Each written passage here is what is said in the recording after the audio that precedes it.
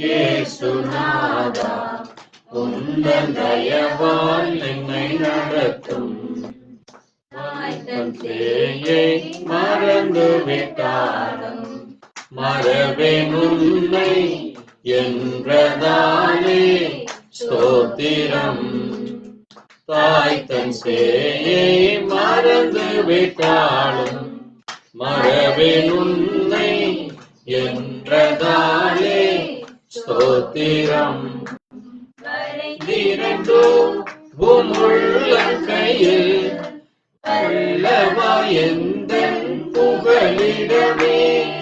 வரைந்திரண்டோ உமுள்ளங்கையில் வல்லவா எந்தன் புகலிடமே.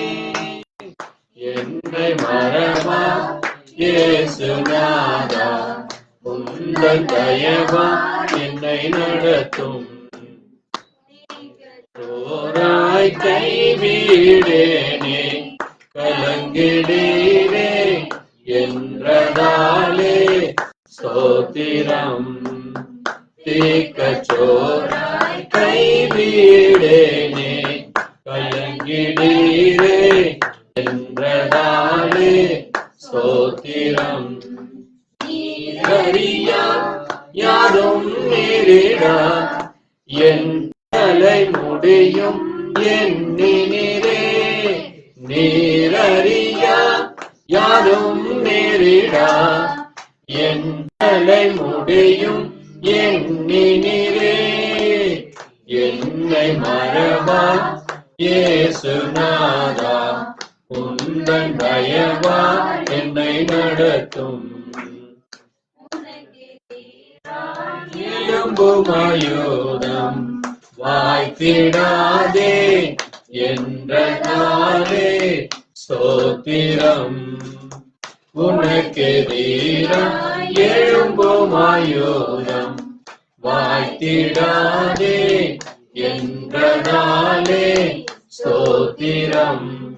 பரந்திடுமே உன் நாமத்திலே பரனே எனக்காய் ஜெய கொடியே. பரந்திடுமே உன் நாமத்திலே பரனே எனக்காய் ஜெய கொடியே. என்னை மறவா இயேசுநாதா, உந்தன் தயவா என்னை நடத்தும். ஒப்புவித்தேனே ஏற்று என்றும் நடத்துவீரே ஸ்தோத்திரம்.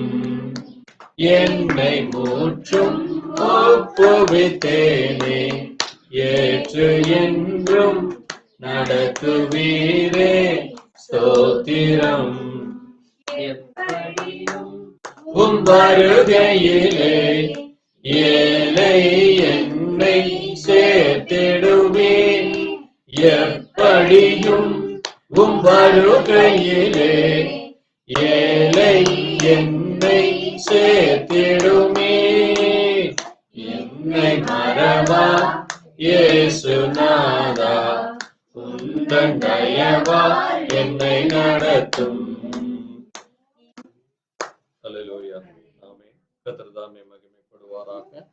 நாம் எழுந்து நின்று இந்த ராபோஜன பந்திக்கு அடையாளமாக நாம் வேதத்தில் உள்ள ஒரு சில காரியங்களை வாசித்து கர்த்தருடைய நாம மகிமைக்காக நாம் செய்திக்குள்ளாய் கடந்து செல்லலாம். கர்த்தர் தாமே நாளுக்குரிய எல்லா காரியத்திலும் அவருடைய கிருபை நம்மோடு இருந்ததற்காக அவருடைய தயவு இந்த நேரத்திலும் வாசிக்கிற வார்த்தையிலே நாம் தேவனுடைய காரியங்களை இன்னுமாய் அறிந்து கொள்ள கர்த்தர் இரக்கம் பாராட்டும்படியாக இந்த நேரத்திலே மத்தேயு எழுதின சுவிசேஷகம் மத்தேயு 26ஆம் அதிகாரம் 26 முதல் 29 வரை.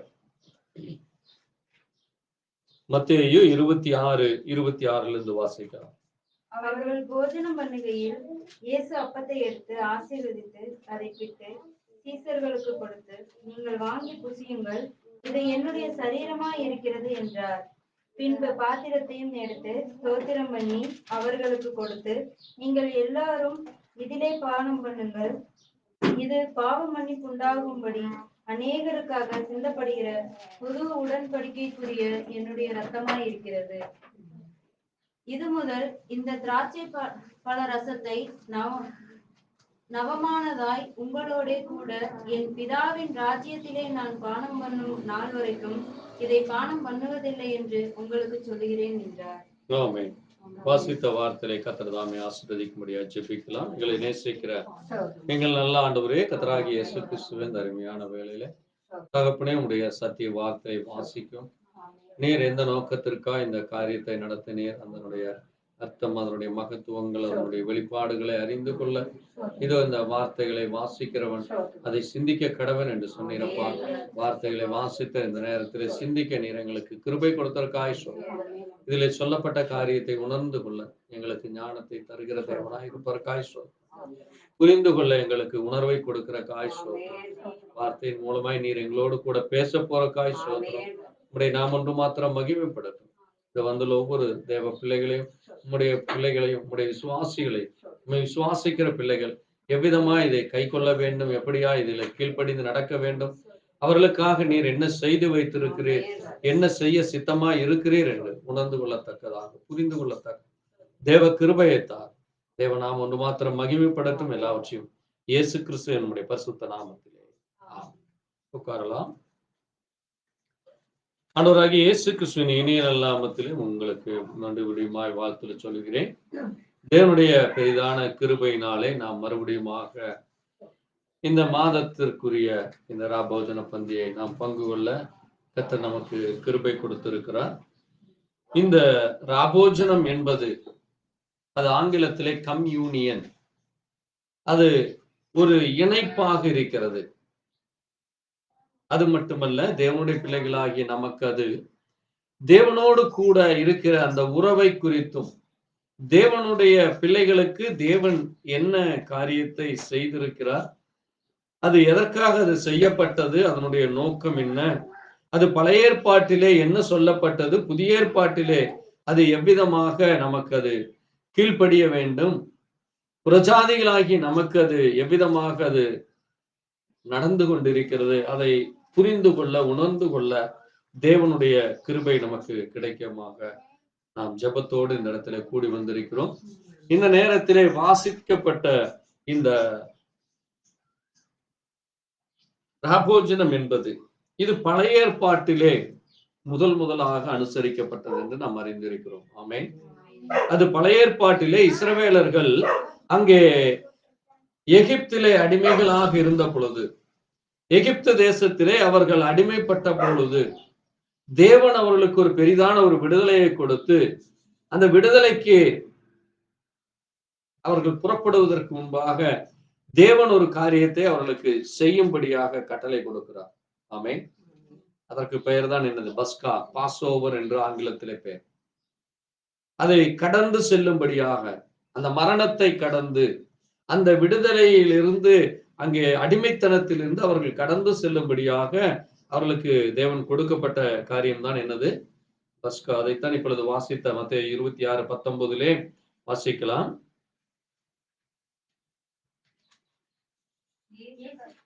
கற்பித்தபடி சீஷர்கள் போய் பஸ்காவை ஆயத்தம் பண்ணினார்கள். பாருங்க, சீஷர்கள் போய் அந்த பஸ்காவை, அப்ப இயேசு கிறிஸ்து என்ன செய்திருக்கிறார்? அந்த பஸ்காவை அனுசரித்திருக்கிறார். ஆமென். இயேசு கிறிஸ்து அந்த பஸ்காவை அவர் அதனுடைய அர்த்தத்தை ஜனங்களுக்கு மட்டுமல்ல, அது தேவனுக்குரிய காரியமாக இருக்கிறது. ஆமென். அப்ப தேவன் சொன்னா, அப்ப தேவனுக்கு அது இல்லையா? அவர் இந்த பூமியில அவர் மனுஷகுமாரனாக வந்த பொழுது அவரும் அதை செய்தார். ஆமென்.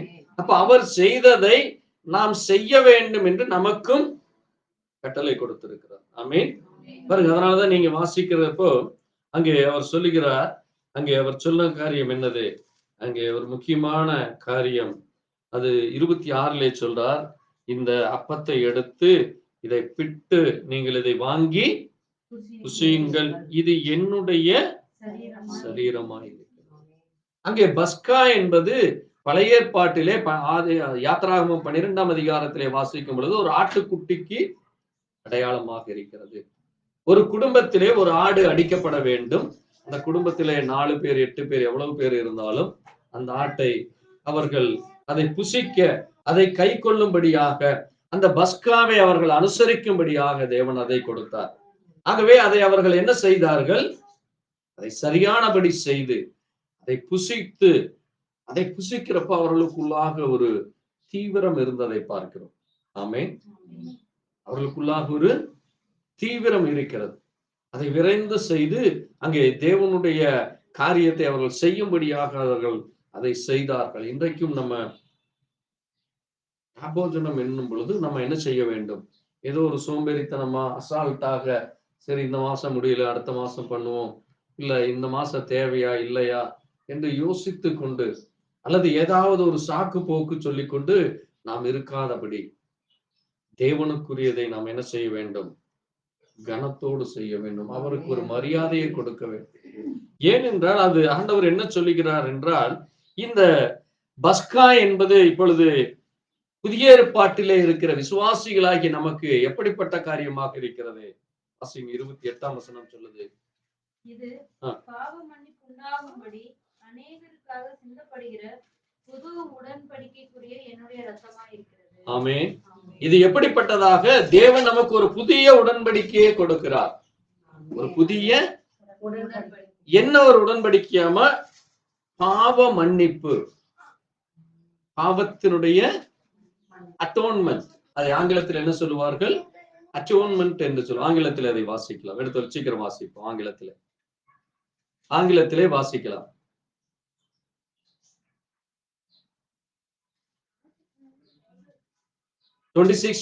Matthew 26:28. 26:28.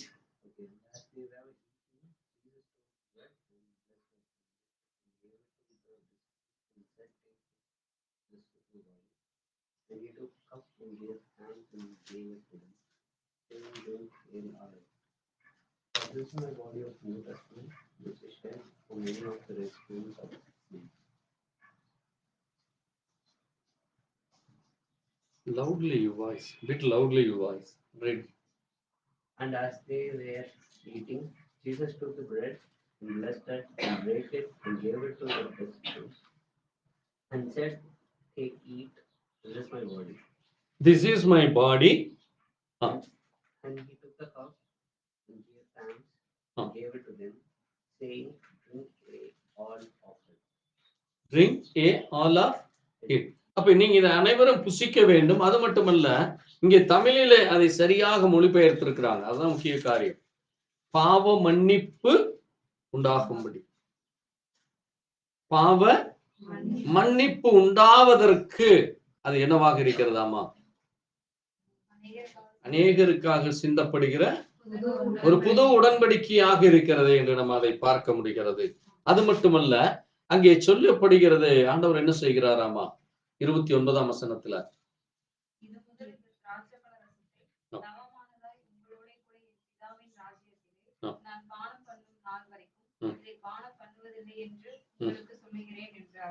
பாருங்க, இது முதல் நான் என்ன செய்கிறேன்? இது முதல் இந்த திராட்சை ரசத்தை நான் என்ன செய்ய விரும்புகிறேன்? நாமா பிதாவின் ராஜ்யத்திலே நான் பானம் பண்ண போகிறேன். அது வரைக்கும் நான் இதை பானம் பண்ண போவதில்லை. ஏனென்றால் அங்கே பிதாவினுடைய ராஜ்யம் ஒன்று வரப்போகிறது. அந்த ராஜ்யத்திலே நாம் என்ன செய்ய போகிறோம்? நாம் தேவனோடு கூட இருக்க போகிறோம். தேவனுடைய பிள்ளைகளாக நாம் அங்கே இருக்க போகிறோம். நாம் அது நமக்கு ஒரு ரெமிஷனை தருகிறது. அது என்ன செய்கிறது? நமக்கு ரெமிஷன்ஸ் ஆஃப் சின். ரெமிஷன்ஸ் ஆஃப் சின் என்பது பாவத்திற்கான ஒரு அடையாளமாக, பாவ மன்னிப்புக்குரிய ஒரு அடையாளமாக அது நமக்கு கொடுக்கப்படுகிறது. அது அங்கே அட்டோனமெண்டாக இருந்தது.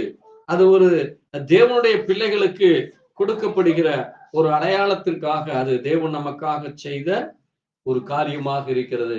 அது மட்டுமல்ல, இயேசு கிறிஸ்து அங்கே பிதாவினுடைய ராஜ்யத்தில் நாம் இருக்க போகிறோம்.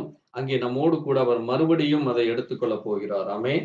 அதைத்தான் நம்ம அங்கே வெளிப்படுத்தின விசேஷத்திலே நாம் வாசிக்கும் பொழுது வாசிக்கலாம். வெளிப்படுத்தின விசேஷம் 19ஆம் அதிகாரத்திலே 7ஆம் வசனத்தை நாம் வாசிக்கலாம். 7, 8, 9 நாம் வாசிக்கலாம். நாம் சந்தோஷப்பட்டு களிகூர்ந்து பாருங்க, நம்ம ஒவ்வொருவரும் சந்தோஷப்பட்டு களி கூறுவோம். அவருக்கு துதி செலுத்தி பாருங்க, அவருக்கு துதி செலுத்துவோம். ஆட்டுக்குட்டியானவருடைய கல்யாணம் வந்தது. அவருடைய மனைவி தன்னை ஆயத்தம் பாருங்க, அவருடைய மனைவி பிரைட், நாம் அவருடைய மனைவியாக இருக்கிறோம். அவர் நம்முடைய மணவாளனாக இருக்கிறார். இந்த மணவாளனுடைய அந்த கல்யாணம் வந்தது, வரப்போகிறது. இனிமேல் அது வரப்போகிறது. அதை குறிக்கிறதான காரியம்தான். அப்போ அங்கே என்ன நடக்கிறதாமா? அங்கே தேவன் என்ன செய்கிறாராமா? தன்னுடைய மனைவியை ஆயத்தப்படுத்த சொல்லி, நீங்கள் என்ன செய்ய வேண்டும்? சுத்தமும் பிரகாசமுமான மெல்லிய வஸ்திரம் தரித்துக் கொள்ளும்படி அவளுக்கு அளிக்கப்பட்டது.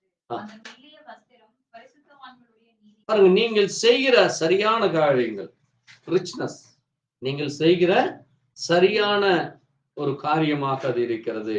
அது மட்டுமல்ல, ஆட்டுக்குட்டியானவரின் கல்யாண விருந்துக்கு அழைக்கப்பட்டவர்கள் பாக்கியவான்கள் என்று எழுது. அது மட்டுமல்ல, தேவனுடைய சத்திய வசனங்கள், இது எப்படிப்பட்டது? தேவனுடைய சத்திய வசனமாக இருக்கிறது. அங்கே பழைய ஏற்பாட்டிலே அந்த இஸ்ரவேல் ஜனங்கள் அங்கே பஸ்காவை புசித்த பிறகு அந்த இடத்தை விட்டு கடந்து சென்று அடுத்தது அவர்கள் எதற்குள்ளாக சென்றாங்க? சிவந்த சமுத்திரத்திற்கு செல்கிறார்கள். சிவந்த சமுத்திரத்திலே செல்வது, சிவந்த சமுத்திரம் என்பது அது ஞானஸ்நானத்திற்கு அடையாளமாக இருக்கிறது.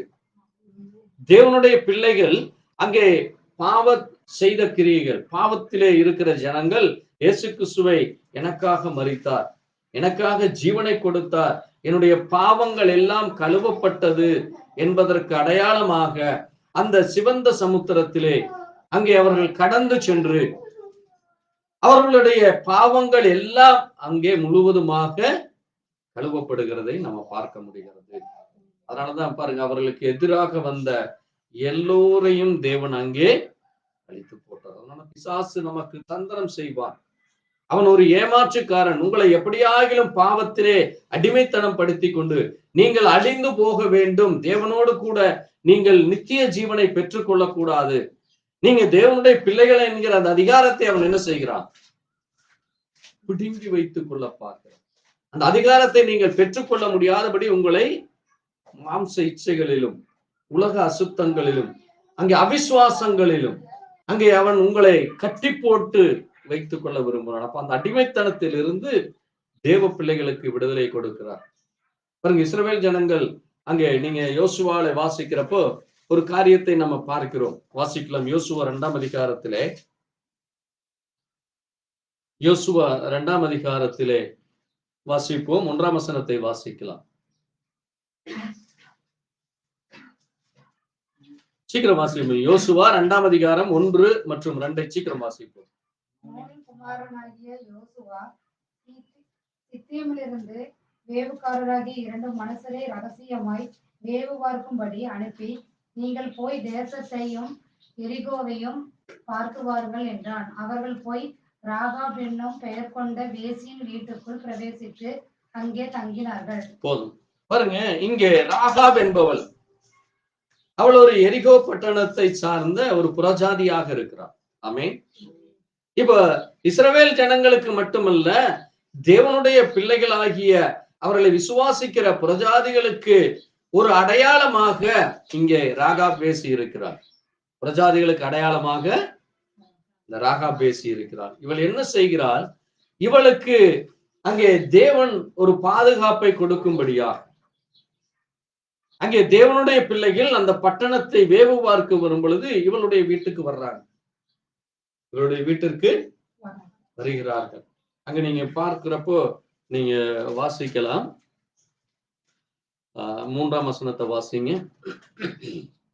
அப்பொழுது எரிகோவின் ராஜா ராகாபண்டைக்கு ஆள் அனுப்பி, உன்னிடத்தில் வந்து உன் வீட்டுக்குள் பிரவேசித்த மனுஷரை வெளியே கொண்டு வா, அவர்கள் தேசத்தை எல்லாம் வேவு பார்க்கும்படி வந்தார்கள் என்று சொல்ல. பாருங்க, அவர்கள் அங்கே அந்த வீட்டுலதான் தங்குறாங்க. அப்போ இந்த ஜனங்களை, இந்த பட்டணத்தை அவர்கள் என்ன செய்வோம் என்று அவர்களுக்கு சொல்லுகிறது. அதை தொடர்ந்து நம்ம வாசிக்கிறோம். அப்போ அவள் கேட்கிறா, வாசிங்க. அவள் கேட்கிற பொழுது அங்க என்ன காரியம் நடக்கிறது என்றால், அங்கே 12-13 நீங்கள் சீக்கிரம் வாசிப்போம்.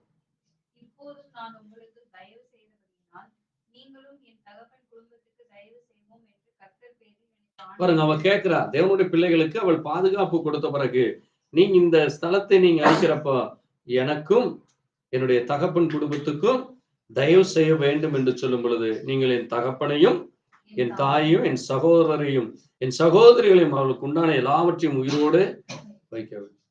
அதனாலதான் நானும் என் வீட்டாருமோ என்றால் சேவிப்போம். அப்படி பாருங்க, நான் மட்டும் ரட்சிக்கப்பட்டா போதும், அல்லது என்னுடைய மனைவியை ரட்சித்திருந்தா பரவாயில்ல, நான் என் மனைவி எனக்காக ஜெபித்துக் கொள்ளுவா, அல்லது என்னுடைய பிள்ளைகள் ரட்சிக்கப்பட்டிருக்கிறாங்க, பிள்ளைகள் மட்டும் இருந்தா பரவாயில்ல என்றால்ல, முழு குடும்பத்திற்காக அவள் ஒரு மீடியேட்டராக இருக்கிறார். அந்த குடும்பத்தை பரிந்து பேசுகிற ஒரு ஸ்திரியாக அவள் இருந்தாள். அதான் பிரஜாதிகளுக்கு நமக்கும் இந்த காரியம் தேவை. அது நமக்கு ஒரு அடையாளமாக இருக்கிறது. அந்த குடும்பமே ரட்சிக்கப்பட வேண்டும். அந்த குடும்பம் தேவனுக்கு வைராக்கியமாக இருக்க வேண்டும். அந்த குடும்பம் பாருங்க, அவர் சொல்றா பாருங்க, எல்லாவற்றையும் உயிரோடு வைத்து, எல்லாவற்றையும் எங்கள் ஜீவனையும் சாவுக்கு தப்புவிக்கும்படி ஒரு அடையாளத்தை கேட்கிறார். ஆமென். பிசாசு என்ன செய்கிறான்? ஜீவனையும் உங்களை கொன்று போடும்படித்தான் அவன் பார்க்கிறான். அப்போ அந்த கொன்று போடுகிற அந்த மரணத்தை கொண்டு வருகிற, அதைத்தான் ஆண்டவர் சொன்னார் அங்கே ஆதாம் இடத்திலே, நீ அதை புசிக்கும் நாளிலே சாகவே சாகும். அப்ப மரணம் வருகிறது என்று தேவன் எச்சரித்தும் அவள் அந்த தவறான காரியத்திற்கு இடம் கொடுத்து அந்த பொய்யை அவள் விசுவாசித்ததால் இந்த பூமியிலே மரணம் வருகிறது. அங்கே தேவனுடைய வித்து பிறக்க வேண்டியதாக இருக்கிறது. அந்த வித்தாக இயேசு கிறிஸ்து வந்தார். ஆமென். அதனாலதான் அங்கே அந்த வித்து நமக்கு என்ன கொண்டு வந்தது? ஜீவனை கொண்டு வந்தது. இயேசு கிறிஸ்து மூலமாகத்தான் நமக்கு ஜீவன் வருகிறது. அது நமக்கு ஒரு அடையாளமாக இருக்கிறது. அங்கே அந்த அடையாளம் என்ன? அந்த அடையாளம் என்னவாமா? 17 வாசி. மனுஷர் அவளை நோக்கி, இதோ நாங்கள் தேசத்திற்குள் பிரவேசிக்கும் போது நீ இந்த சிவப்பு நூல் கயிற்றை எங்களை இறக்கவிட்ட ஜன்னலிலே கட்டி உன் தகப்பனையும் உன் தாயையும் உன் சகோதரர்களையும் உன் தகப்பன் குடும்பத்தார் அனைவரையும் உன்னிடத்தில் உன் வீட்டிலே சேர்த்துக்கொள். இல்லாவிட்டால் நீ எங்கள் கையில் வாங்கின ஆணைக்கு நீங்களாய் இருப்போம். பாருங்க, அந்த சிகப்பு நூல், சிவப்பு எதற்கு அடையாளமா இருக்கிறது? ரத்தத்துக்கு அடையாளம். கயிறு அங்கே அவர்களை தப்புவிக்கிற ஒரு கருவியாக இருக்கிறது. அதனாலதான் சிலுவை மரணம் நமக்கு ஒரு அடையாளமாக இருக்கிறது. அந்த சிலுவையிலே இயேசு கிறிஸ்துவினுடைய ரத்தம் சிந்தப்பட்டது. அப்ப இந்த ரத்தத்தை நம்ம நோக்கி பார்க்கிறப்போ, அந்த சிலுவையை நாம் நோக்கி பார்க்கிறப்போ, அதனாலதான் எல்லா கிறிஸ்தவர்களும் சிலுவையை வைத்துக் கொள்கிறார். அது என் இயேசு எனக்காக கல்வாரியிலே மரித்ததற்கு ஒரு அடையாளமாக இருக்கிறது. ஆகவே அந்த சிலுவையை நான் எப்பொழுதெல்லாம் பார்க்கிறேனோ, அது என்னை மரணத்தில் இருந்தும் சாவில் இருந்தும் தேவனை விட்டு பிரிக்கிற பிரிவினைகளில் இருந்தும் அங்கே பாவத்தில் இருந்தும் எனக்கு தப்புவிக்கிறதுக்கு நிச்சயத்தை கொடுக்கிறதாக இருக்கிறது. அந்த சிகப்பு கயிறு அங்கே அவள் கட்டுகிறாள். அது மட்டுமல்ல, அது என்ன செய்ய வேண்டும்? உன்னுடைய வீட்டில் இருக்கிற எல்லாரையும் அதை கட்டி நீ அந்த வீட்டை மட்டும் அடையாளப்படுத்திக்கொள். ஆமென். இப்ப இந்த வீடு இயேசு கிறிஸ்துவினுடைய ரத்தத்தினாலே கழுவப்பட்ட வீடாக, ஒரு அவிசுவாசிகளுடைய வீடாக இருக்கக்கூடாது. ஆமென். அப்ப நம்ம இருக்கிற வீடு, அந்த வீட்டுக்குள்ள இருக்கிற கணவன் மனைவி பிள்ளைகள் தாய் தகப்பன் ஒரு அவிசுவாசிகளாக இருக்கும் பொழுது அங்கே சாபமும் மரணமும், இங்கே பிரிவினைகளும் அசுத்தமும் அருவருப்பும் தான் குடியிருக்கும். ஆகவேதான் நம்ம குடும்பத்தில இருக்கிற ஒவ்வொருவரையும் என்ன செய்ய வேண்டும்? தேவனுக்குள்ளாக வழி நடத்தி. ஆமென். அங்கே தேவனை விசுவாசிக்கிற அந்த விசுவாசத்தில் அவர்கள் நிலைச்சு நிற்கணும். ஒரு கால் அந்த ராகாப் சொல்லுவதை அவனுடைய தகப்பனோ தாயோ சகோதரனோ சகோதரியை கேட்காமல் அது நடக்காது, அது ஆகாது என்று அங்கே போயிருந்தால் அவர்களுக்கு என்ன வந்திருக்கும்? அந்த பட்டணத்தை அவர்கள் சுட்டரித்து போட்டார்கள் என்று நம்ம அங்கே வாசிக்கிறோம். தொடர்ந்து வருகிற வசனத்திலே இந்த பட்டணத்தை அவர்கள் சுட்டெடுத்து போ. அதனால்தான் வேதமும் நமக்கு சொல்லுகிறது, கடைசி நாட்களிலே தேவன் இந்த பூமியை அக்கினியினாலே சுட்டெரிக்க போகிறார். அப்ப சுட்டெரிப்பதற்கு முன்பாக இந்த சிலுவை என்கிற இந்த இரத்தத்தின் அடையாளத்திற்குள்ளாக நீங்கள் வர வேண்டும். அந்த அடையாளம் மட்டுமே உங்களை என்ன செய்யும்? ஜீவனை கொடுத்து உங்களை தப்புவிக்கும். அதான் அங்கே என்ன கொடுக்கப்பட்டது? ஒரு அடையாளமாக கொடுக்கப்படுகிறது. அங்கே அந்த சிகப்பு கயிறு கட்டப்பட்டதை போல அங்கே இஸ்ரவேல் ஜனங்கள் என்னாகமத்திலே நம்ம வாசிக்கும் பொழுது அங்கே அந்த ஜனங்கள் ஒரு தவறான காரியத்தை செய்கிறார்கள்.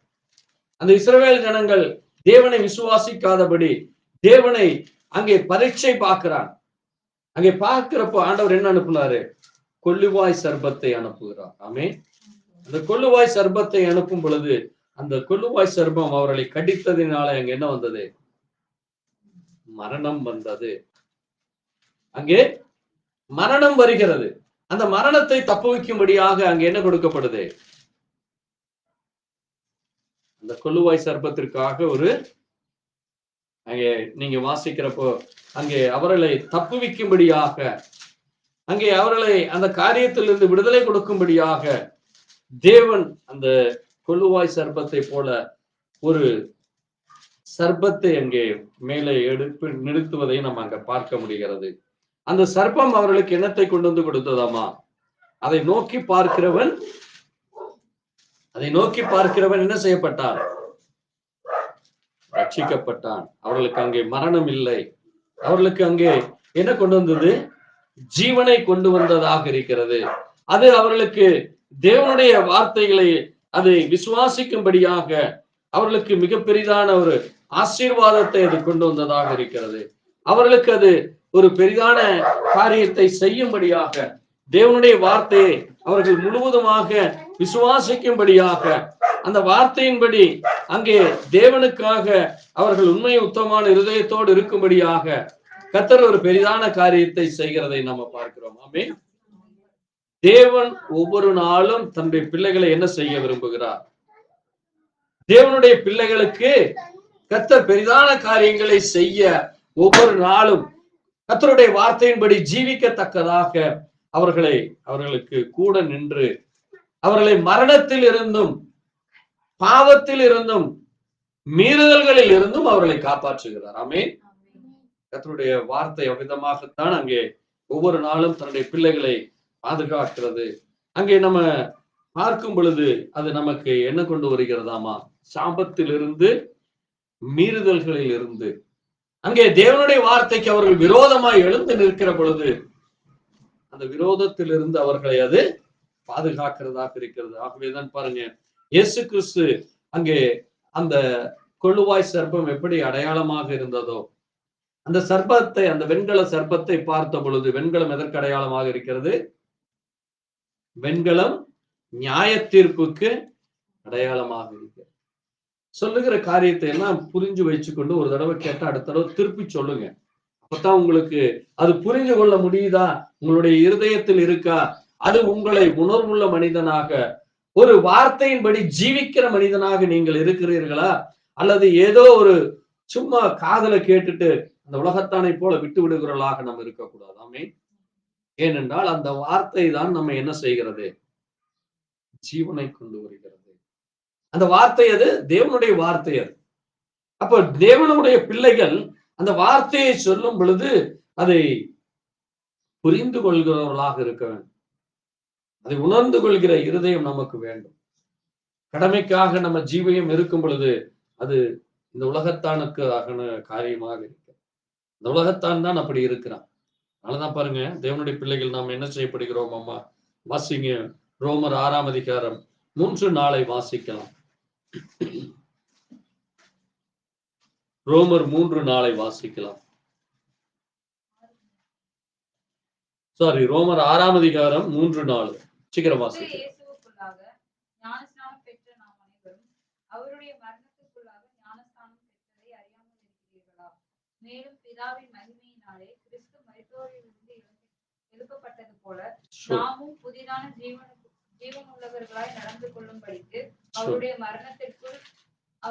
மரணத்திற்குள்ளாகும் ஞானஸ்நானத்திலே கிறிஸ்து உடனே கூட அடக்கம் பண்ணப்பட்டோம்.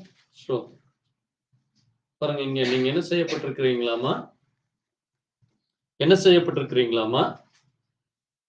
கிறிஸ்துவோடு கூட நாம் என்ன செய்யப்பட்டிருக்கிறோம் அம்மா? மரணத்திற்குள்ளாக அவர் மரித்ததை போல நம்முடைய பழைய மனுஷன் என்ன செய்யப்பட்டான்? மரித்து போய்விட்டது. ஆமென். பழைய மனுஷன் மரித்து இப்ப நம்ம என்னவா இருக்கிறோம் அம்மா? அங்கே அடக்கம் பண்ணப்பட்டு அவர் எப்படி உயிர் தெழுந்தாரோ அதை போல நாமும் உயிர் தெழும்படியாக தேவன் என்ன செய்கிறார்? நம்மை உயிரோடு எழுப்பினார். நமக்குள்ள இருந்த அந்த பழைய ஜென்ம பாவங்கள், சுவாப பாவங்கள், அசுத்தங்கள், அருவருப்பெல்லாம் இப்பொழுது எழும்பப்பட்டு இப்ப நாம் என்னவாக இருக்கிறோம் அம்மா? புதிதான ஜீவனை உடையவர்களாக இருக்கிறோம். எப்படிப்பட்டவர்களாக இருக்கிறோம்?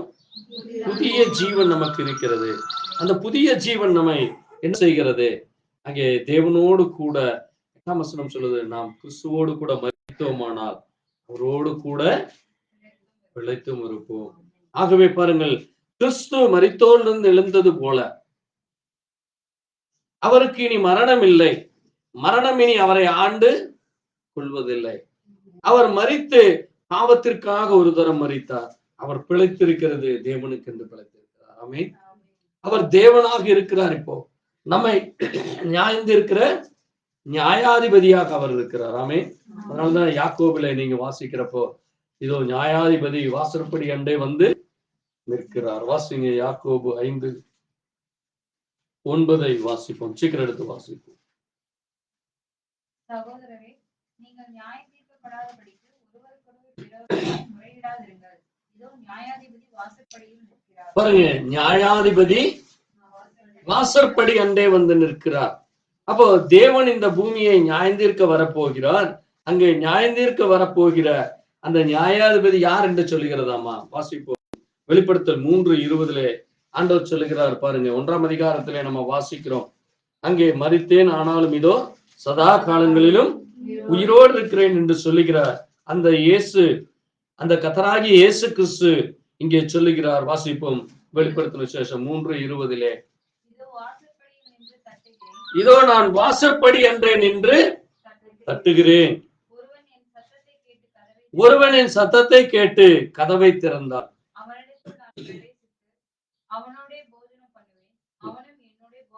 பாருங்க, தேவன் நமக்கு போஜனத்தை கொடுக்கிறார். ஆமென்.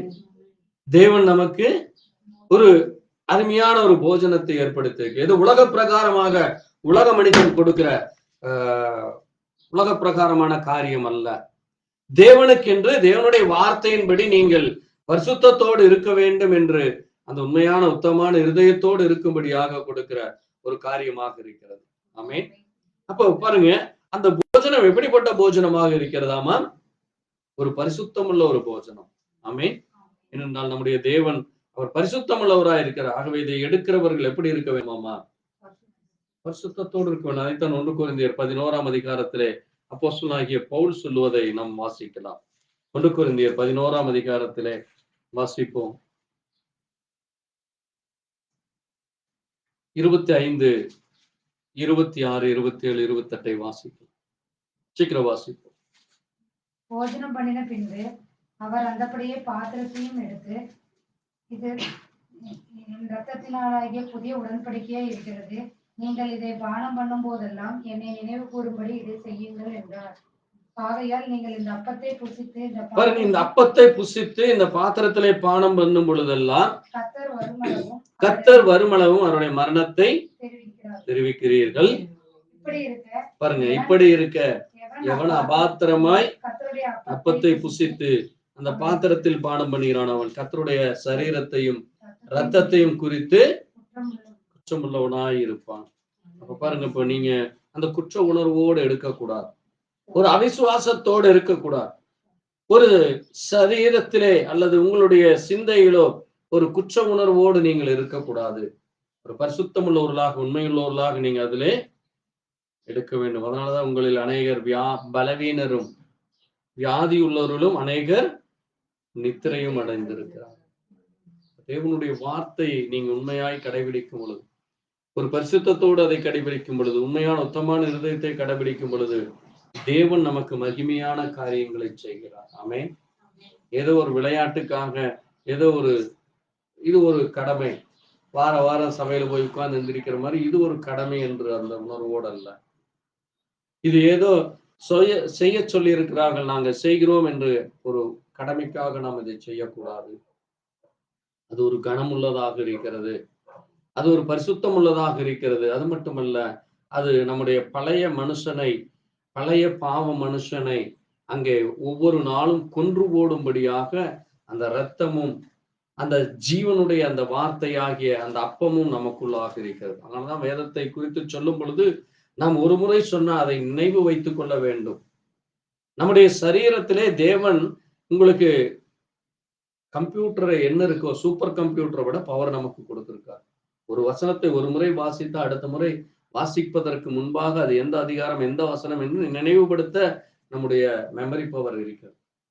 இன்றைக்கு ஜனங்கள் என்ன செய்வதில்லை, கவனிக்கிறதில்லை, அதை சரியாய் அங்கே தங்களுடைய செவிகளிலே இருதயத்திலே அதை பதிந்து செய்வதில்லை.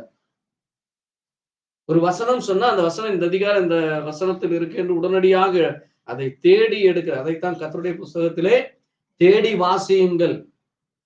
அப்ப நம்ம தேடி வாசிக்க வேண்டும். இன்னைக்கு எதையோ மனுஷன் தேடி ஓடுகிறான், எதற்கோ முக்கியத்துவம் கொடுத்து அங்கே இந்த பாட்டை கேளு, அந்த பாரு, இதை பார் என்று சொல்லி, அதை படி இதை படி என்று சொல்லி அங்கே உலகத்தை குறித்து அங்கே தன்னுடைய நேரத்தை காலத்தை வீணடித்துக் கொண்டிருக்கிற அந்த புறஜாதி மனிதனை போல நாம் இருக்கக்கூடாது. அவன் தான் அதை தேடி ஓடிக்கொண்டிருப்பான், அவன் தான் அதிலே சந்தோஷப்பட்டிருப்பான். அது சிற்றின்பமாக இருக்கிறது. அந்த சிற்றின்பம் உங்களுக்கு மரணத்தை கொண்டு வரும். நீங்க வேதத்தை அங்கே பேதுருவும் இயேசு கிறிஸ்துவோடு கூட இந்த சீசர்கள் அவர்கள் வேதத்தை குறித்து படிப்பறிவில்லாதவர்களும் கல்லாதவர்களுமாக இருக்கிறார்கள். அவர்கள் எப்படிப்பட்டவர்களா இருக்கிறாங்க? கல்லாதவர்கள். ஆனாலும் தேவன் அவர்களுக்கு என்ன கொடுத்தாரு? தேவனை குறித்தான ஒரு வார்த்தை குறித்தான ஒரு பயத்தை, ஒரு மரியாதையை, ஒரு கனத்தை கொடுக்க அங்கே தேவன் அவர்களோடு கூட இருக்கிறார். அது போல இன்றைக்கும் அவர் நம்மோடு கூட இருந்து அவர் நம்மை அவருடைய அந்த நித்திய ராஜ்யத்திலே நாம் மறுபடியுமாக அவரோடு கூட புசிக்க கிருபை கொடுக்கிறார். ஆமென். நம்ம இங்க மட்டுமல்ல, அவரோடு கூட அந்த நித்திய ராஜ்யத்திலே அவரோடு கூட, அதைத்தான் அங்கே மணவாட்டி தன்னை ஆயத்தப்படுத்தினார். அங்கே நாம் என்ன செய்ய போகிறோம்? அதை தேவனுடைய வார்த்தையின்படியாக நாம் மீண்டுமாய் அவரோடு கூட அதை புசிக்க போகிறோம். ஆமென். அது ஒரு பெரிய பாக்கியமாக இருக்கிறது. அது மட்டுமல்ல, அங்கே கால் கழுவுதலும் அவர் செய்தார். இங்கே 4 சுவிசேஷத்திலும் ஒவ்வொரு சுவிசேஷத்திலும் ஒவ்வொரு முக்கியமான ஒரு விசேஷமான காரியம் சொல்லி இருக்கிறது. நீங்க லூக்கால வாசிக்கிறப்போ அங்கே லூக்கால ஆண்டவர் சொல்றாரு பாருங்க, அங்கே ஒரு முக்கியமான ஒரு காரியத்தை சொல்லுகிறார். நான் இதை இந்த ராபோஜன பந்தியிலே நான் என்ன செய்ய விரும்பினேன் என்று சொல்லுகிறார் பாருங்க. ராபோஜன பந்தியிலே அவர் சொல்லும் பொழுது 22ஆம் அதிகாரம் வாசிப்போம்.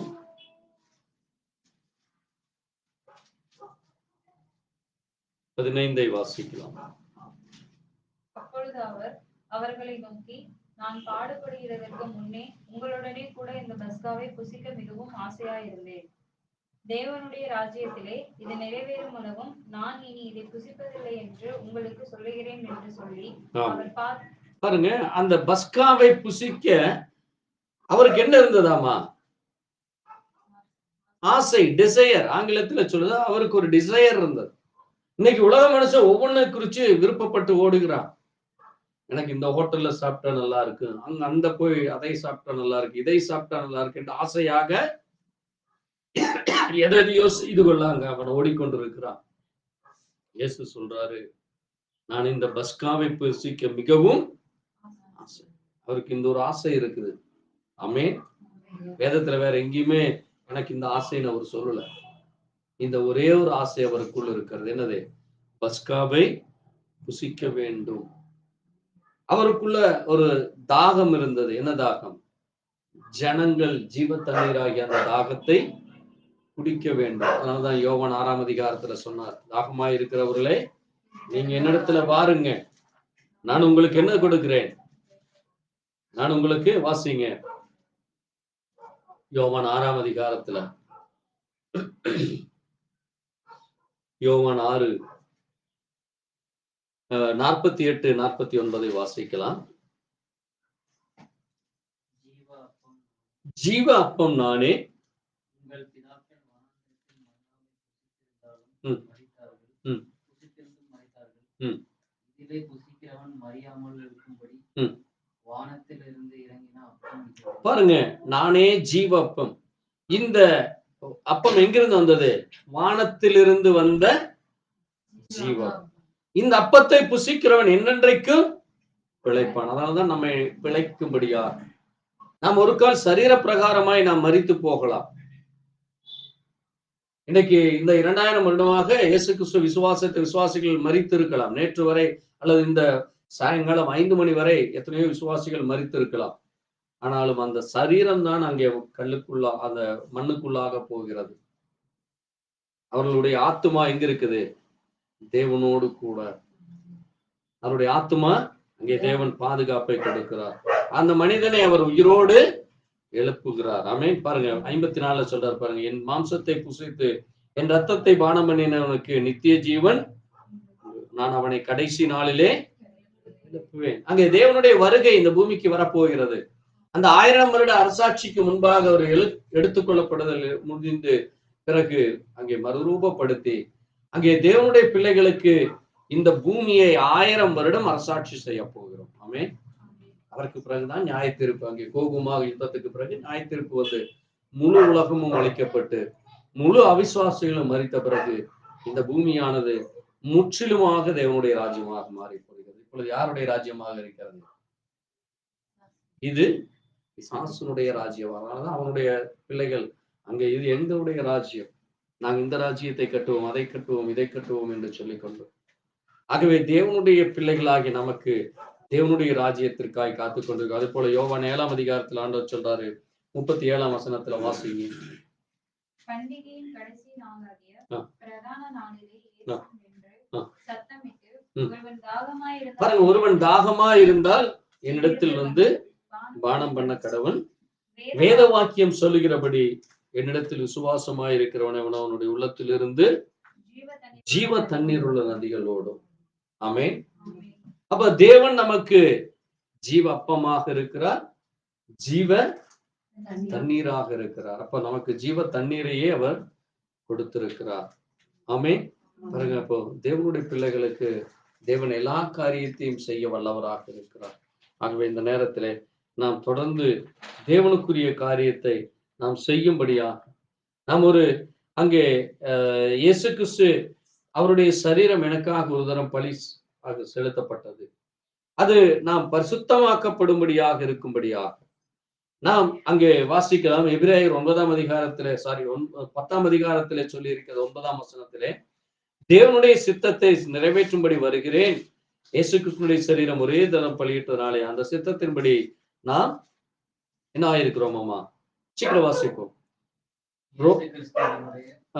சரீரம் ஒரே தரம் பலியிடப்பட்டதினாலே அந்த சித்தத்தின்படி நாம் பாருங்க, அந்த சரீரம் பலியானதுனாலே நாம் என்ன செய்யப்பட்டிருக்கிறோம்? பரிசுத்தப்பட்டிருக்கிறோம். அது மட்டுமல்ல, 22ஆம் வசனம் சொல்லுகிறது, வாசிப்போம் 22. பாருங்க, துர்மன சாட்சி நீங்க தெளிக்கப்பட்ட இருதயம் உள்ளவர்களாக, சுத்த ஜலத்தால் கழுவப்பட்ட சரீரம் உள்ளவர்களாக, உண்மையுள்ள இருதயத்தோடும் விசுவாசத்தின் பூரண நிச்சயத்தோடும் நாம் சேர வேண்டும். அது மட்டுமல்ல, நம்முடைய நம்பிக்கையை நாம் அறிக்கையிடுகிற, நாம் அசைவில்லாமல் உறுதியாக இருக்க வேண்டும். ஆமென். அதைத்தான் தேவனுடைய பிள்ளைகளாகிய நாம் செய்ய வேண்டியது நம்முடைய மிக முக்கியமான காரியமாக இருக்கிறது. ஆகவே 37ஆம் வசனம் சொல்லுகிறது, வருகிறவர் இன்னும் கொஞ்சம் காலத்திலே வருவார், தாமதம் பண்ணார். விசுவாசத்தினாலே நீதிமான் பிழைப்பான், பின்வாங்கி போனால் அவன் மேல் என் ஆத்துமா பிரியமாயிராது. அப்ப நம்ம பின்வாங்கி போகிறவர்களாக அல்ல, நாம கெட்டு போகிறவர்களாய் பின்வாங்கி போகிறவர்களாய் அல்லாமல் ஆத்துமா ஈடேற விசுவாசிகளாக இருக்க வேண்டும். ஆமென். பாருங்க, அது நமக்கு என்ன கொண்டு வருகிறதாமா? அந்த இயேசு கிறிஸ்துவினுடைய மரணம், அந்த சரீரம் நமக்கு என்னை கொண்டு வந்ததாமா? 19ஆம் வசனம் சொல்லுது, எபிரேயர் 10:19, அது ஜீவனும் ஒரு புதிய வழியும், அங்கே ஜீவ மார்க்கத்தை நமக்கு அது கொண்டு வருகிறது. ஆமென். அப்ப தேவனுடைய பிள்ளைகளாகி நமக்கு தேவன் ஒரு ஜீவ மார்க்கத்தை காட்டியிருக்கிறார், ஜீவ வழியிலே நம்மை நடக்க பண்ணுகிறார். பரிசுத்தத்தோடு நாம் அதிலே கை கொள்ள வேண்டும், பரிசுத்தத்தோடு இருக்க வேண்டும். அதை தேவனுக்கென்று நாம் உண்மையாக இருக்க வேண்டும். நாம் தேவனுக்கென்று பிரியமாக இருக்க வேண்டும் என்று தேவன் விரும்புகிறார். கர்த்தர் தாமே இந்த வேளையிலே அவருடைய வார்த்தையின்படி நாம் இன்னும் அதிகமாய் பரிசுத்தம் அடையும். நம் வார்த்தையின்படி ஜீவிக்கவும், நாம் இந்த அப்பத்தையும் திராட்சை ரசத்தையும் பருகவும், அதுபோல கால் கழுவலிலே நாம் உண்மையாக உத்தமமான இருதயத்தோடு இருக்கவும், தேவ கிருபை, தேவ தயவு தொடர்ந்து நம்ம ஒவ்வொருவரும் பெற்றுக்கொள்ளும்படியாய் கர்த்தர் நமக்கு தரும்படியாக இந்த வேளையில் நாம் ஒரு நிமிஷம் கண்களை மூடி ஜெபிக்கலாம். எங்களை நேசிக்கிற எங்கள் நல்ல ஆண்டவரே, கர்த்தராகிய இயேசு கிறிஸ்துவே, வானத்தையும் பூமியும் படைத்த சர்வ வல்லமை உள்ள தேவனே, இயேசப்பா, நீர் எங்களுக்காக மரித்து உயிர்த்தெழுந்த தேவனா, எங்களுக்காக உம்முடைய ரத்தத்தையே சிந்த நீரப்பா. அதை நாங்கள் நினைவு கூறுகிறோம். ஆண்டவரே, எங்களைப் போல நீர் இந்த பஸ்காவை புசிக்க வேண்டும் என்று நீர் ஆசையா இருந்து நீர் அதை புசித்தீரப்பா. இந்த பஸ்கா பண்டிகையிலே ஒரு புதிய உடன்படிக்கையை ஏற்படுத்தி இது பாவ மன்னிப்பு உண்டாகும்படி அநேகருக்காய் சிந்தப்படுகிற ஒரு புது உடன்படிக்கையின் ரத்தமாக இருக்கிறது என்று ஆண்டவரே, உம்முடைய சரீரத்தையும் ரத்தத்தையும் எங்களுக்காக நீர் அந்த கல்வாரியில ஒப்பு கொடுத்தீரப்பா. அன்றைக்கு அந்த ஜனங்கள், இஸ்ரவேல் ஜனங்கள் ஆண்டவரே, அந்த கொள்ளுவாய் சர்ப்பத்தை அங்கே நோக்கி பார்த்து பிழைத்தார்கள் அப்பா.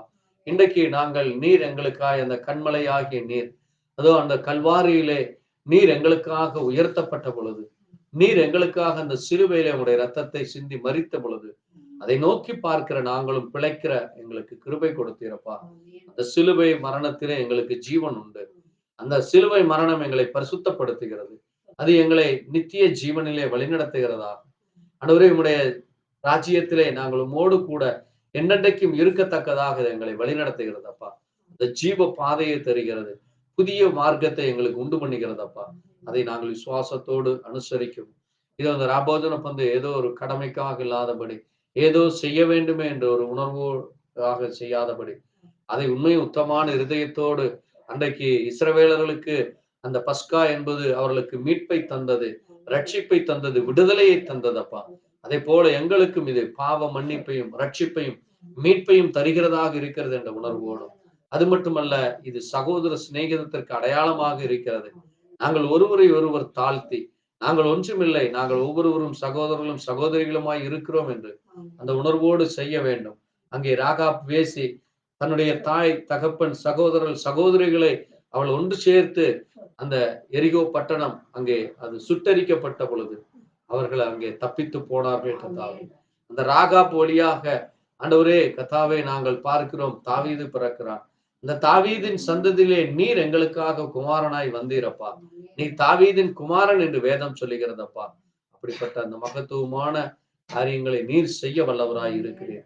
எங்களுக்கு ரட்சிப்பை, புதிய ஏற்பாட்டில இருக்கிற எங்களுக்கு ஆண்டவரே, பிரஜாதிகளாகி எங்களுக்கு ரட்சிப்பை உண்டு பண்ணும்படியா அன்றைக்கு நீர் ராகாபை அந்த இடத்திலே வைத்து அதை அடையாளமாக நீர் அந்த சிவப்பு நூலோட அடையாளமாக இருக்கிறது. இன்றைக்கும் அந்த சிவப்பு என்பது இரத்தத்திற்கு அடையாளமாக இருக்கிறது. அந்த இரத்தத்தை நாங்கள் கழுவப்பட்டோம், பாவம் மன்னிப்பை அடைந்தோம் என்று சுவாசிக்கிறோம். உடைய ரத்தத்தில் மட்டுமே ஜீவன் உண்டு, அந்த ரத்தத்தில் மட்டுமே பரிகாரம் உண்டு, அந்த ரத்தத்தில் மட்டுமே பாவ மன்னிப்பு உண்டு என்று விசுவாசிக்கிறோம் அப்பா. இயேசுவே, உடைய ரத்தத்தினாலே கழுவப்பட்ட பிள்ளைகளாய், பரிசுத்தமுள்ள பிள்ளைகளாய், ஜீவனோடு கூட ஜீவிக்கிற பிள்ளைகளாய் வாழ தேவன் எங்களை பலப்படுத்தும். ஆசீர்வாதம் இது தொடர்ந்து எடுத்துக்கொள்ள, தொடர்ந்து இந்த காரியத்திலே நடக்க தேவ கிருபையை தர வேண்டுமா. இதை பங்கு பெறுகிற ஒவ்வொரு பிள்ளைகளையும் கத்த பரிசுத்தப்படுத்தி ஆயத்தப்படுத்துறதுக்காய் ஸ்தோத்திரிக்கிறோம். உமக்கு நன்றி செலுத்துகிறோம். நீரை பொறுப்படுத்த ஆசீர்வதித்து வழிநடத்த வேண்டுமா. இயேசு கிறிஸ்து நம்முடைய பரிசுத்த நாமத்திலே ஆம். என் ஆத்மாவே கர்த்தரை ஸ்தோத்திரி, முழு உள்ளமே பரிசுநாமத்தை ஸ்தோத்திரி. என் ஆத்மாவே கர்த்தரை ஸ்தோத்திரி. கர்த்தர் செய்த சகல உபகாரங்களும் பரவாதே. ஆமென். தொடர்ந்து நாம் ஜெப சிந்தனையோடு இருப்போம். கர்த்தர் கிருபை செய்வாராக. ஆமென்.